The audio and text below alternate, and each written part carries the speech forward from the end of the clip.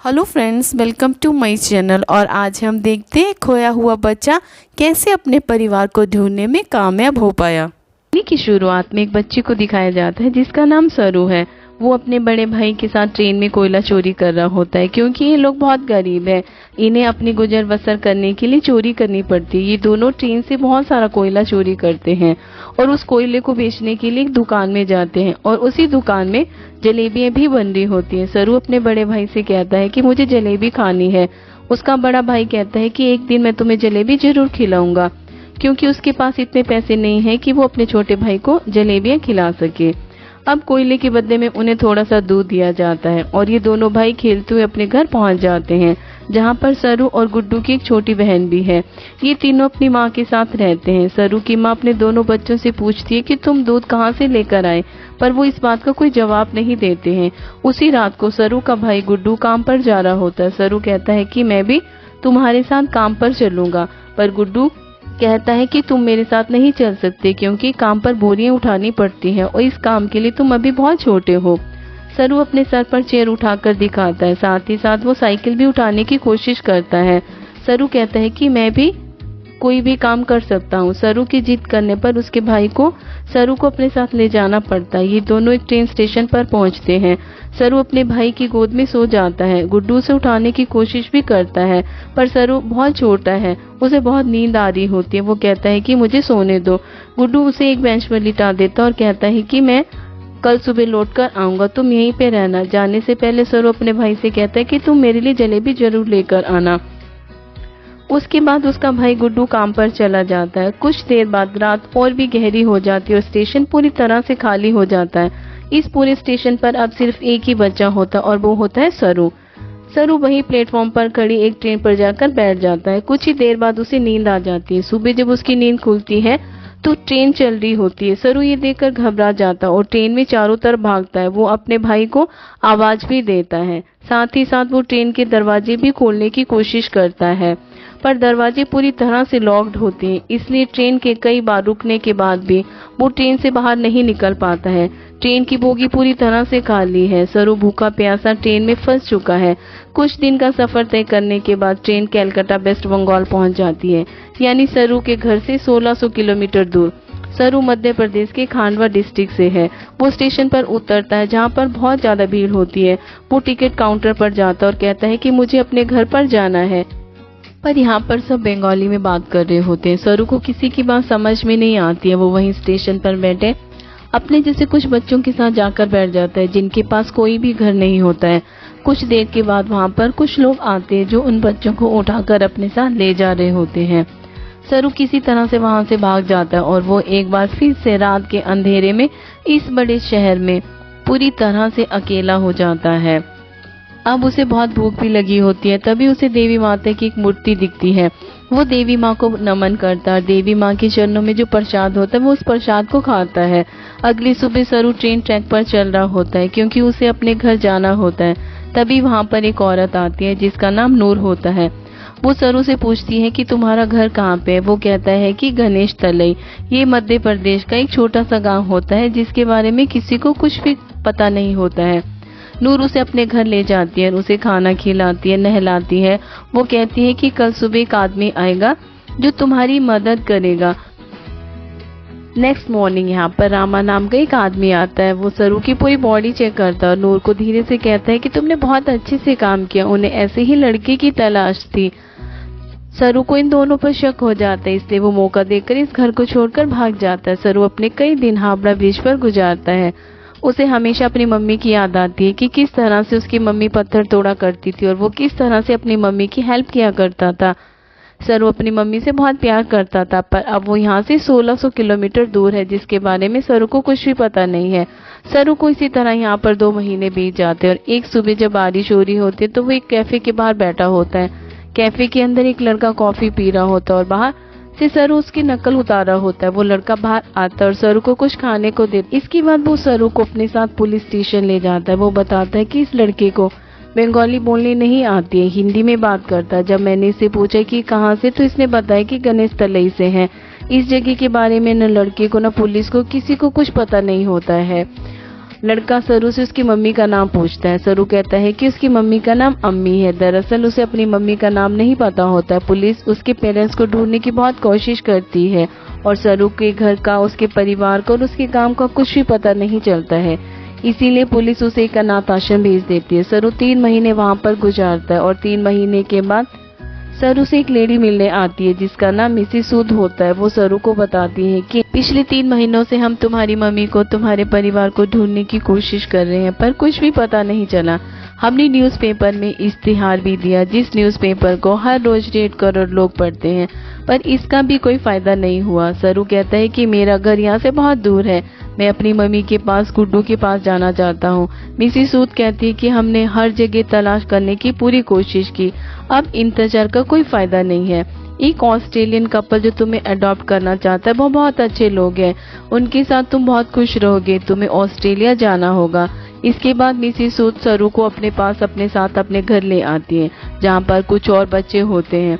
वो सब बच्चों को कुछ इंग्लिश के वर्ड्स और टेबल मैनर्स ये सब कुछ सिखाती हैं और अब सरू को ऑस्ट्रेलिया भेज दिया जाता है जहाँ पर मिस्टर जॉन और उनकी वाइफ सू, जिन्होंने सरू को अडॉप्ट किया है, उसे देखकर वो बहुत खुश होते हैं। सरू को वो अपने घर ले जाते हैं। छोटे से मिट्टी के घर में रहने वाला सरू जब इस घर को देखता है तो वो पूरी तरह से हैरान होता है। साथ ही साथ वो बहुत गुमसुम भी होता है क्योंकि ये देश, ये हवा, पानी, मिट्टी सब सरू के लिए नए हैं।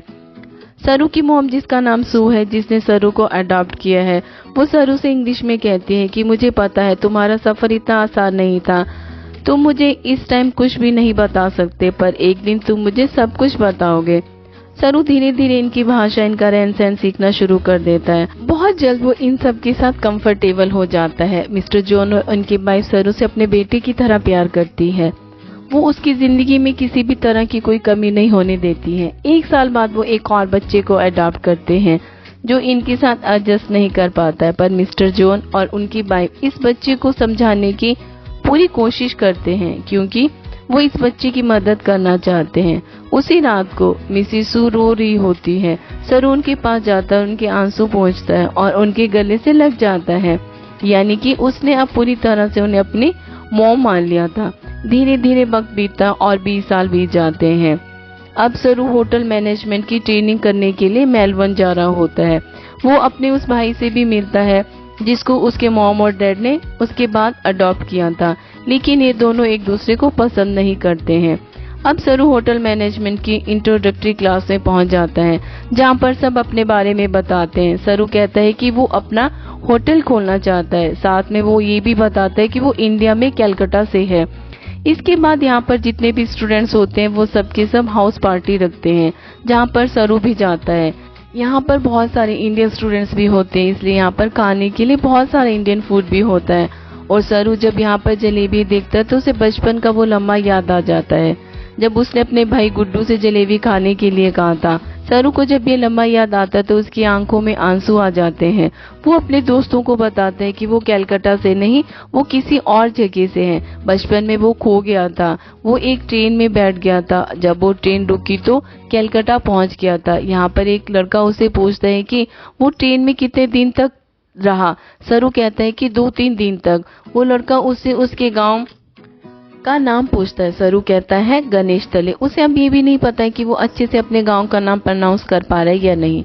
उसे अब हिंदी बोलने नहीं आती है, वो अब सिर्फ इंग्लिश बोल सकता है। यहाँ पर एक लड़का उसे बोलता है कि कलकत्ता के हावड़ा ब्रिज से, जहाँ पर तुम बचपन में पहुंचे थे, और वहां से हम टाइम और ट्रेन की स्पीड को कैलकुलेट करें और वापिस जाएं तो हम तुम्हारे गांव के आसपास के रेडियस में पहुंच सकते हैं। यहाँ पर एक लड़की उसको गूगल अर्थ के बारे में बताती है, पर सरू इस बारे में और ज्यादा बात करने से मना कर देता है।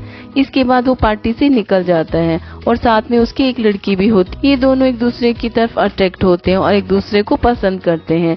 नेक्स्ट डे जब सरू उठता है तो उसे अपने पेरेंट्स की, अपने गाँव की, अपने घर की बहुत याद आती है। उसे एहसास होता है कि उसके खो जाने के बाद उसके माँ, उसके भाई बहन कितने परेशान हुए होंगे। इसलिए गूगल अर्थ एप्लीकेशन के जरिए साथ ही साथ स्टेशन से अपने घर की जो दूरी है उसकी कैलकुलेशन करके हर तरह से अपने गांव गणेश तले को ढूंढने की कोशिश करता है, पर उसकी कोशिश हर तरह से बेकार हो जाती है। धीरे धीरे वक्त बीतता है और 3 साल बीत जाते हैं। लूसी का और सरू का रिश्ता और भी ज्यादा गहरा हो जाता है ये दोनों एक दूसरे से बहुत प्यार करते हैं, पर सरू आज भी अपने परिवार के लिए परेशान है। उसे कई बार अपने भाई की छवि दिखती है। उसे एहसास होता है कि उसका भाई उसे कह रहा है कि अब उसे घर जाना चाहिए। सरू अपने परिवार की यादों में उन्हें ढूंढने में इतना खोया होता है कि धीरे धीरे वो लूसी से अलग हो जाता है। वो लूसी से कहता है कि तुम मुझसे बेहतर इंसान डिजर्व करती हो। अब लूसी और सरू अलग हो जाते हैं। कई महीनों के बाद लूसी को सरू जब एक दिन एक्सीलेटर पर देखता है तो उससे बात करता है और लूसी से कहता है कि वो उसे बहुत मिस करता है। लूसी सरू से कहती है कि तुम्हें अपनी मॉम के पास जाना चाहिए, उन्हें तुम्हारी जरूरत है। सरू अपनी मॉम के पास जाता है जिनकी तबीयत खराब होती है। सरू को आज तक ये लगता था कि उसकी मॉम ने उसको इसलिए अडॉप्ट किया कि वो कभी माँ नहीं बन सकती है, पर सरू को बताती है कि मैं माँ बन सकती थी, पर मैंने और तुम्हारे डैड जॉन ने ये डिसाइड किया था कि हम 2 बच्चों को अडॉप्ट करेंगे, क्योंकि इस दुनिया में बहुत सारे ऐसे बच्चे हैं जिन्हें माँ बाप की, परिवार की जरूरत है।